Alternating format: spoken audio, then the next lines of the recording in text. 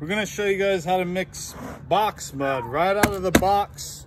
I just bought it, dump it in here, and then mix it by hand.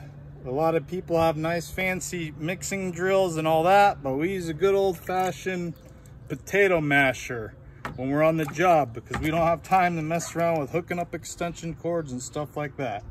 So with your fresh box of mud, we always cut the tape, open it up, always push the tabs down.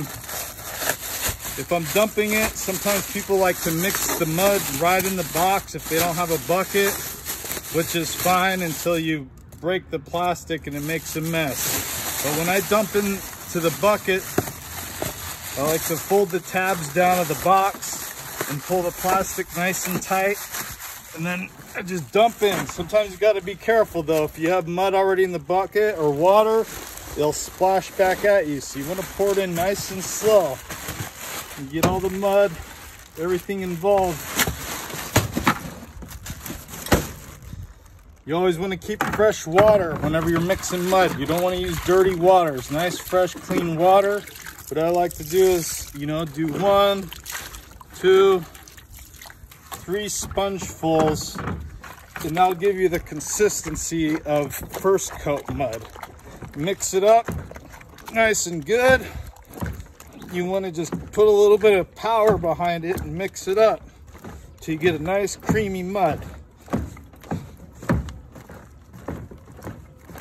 A lot of people think when they buy the mud it's ready to go, but you got to mix it up, add a little bit of water and get it nice and creamy so you can work with it. It's a good workout. Right there, it's nice consistency, nice and thick. That's good for first coat, maybe even second coat. After you're done doing your first coat, second coat, and those steps are done, then you take your mud and maybe add another sponge full of water. Mix it up some more.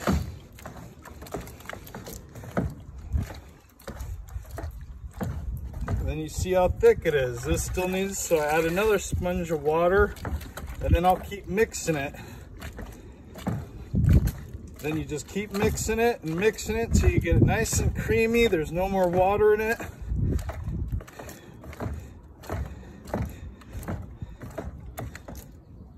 Once it goes through the mud stomper, just like that, nice consistency, then it's ready for texture. Now I could use it for spray texture, knockdown, splatter, orange peel, Santa Fe skip trowel. Once I use my mud and there's some left over, I usually just scrape the sides of the bucket with my 6-inch knife, and then I'll take a sponge, clean it all up, and then I'll put just a little bit of water on top. Not too much, just enough to cover the top. They call this capping the bucket.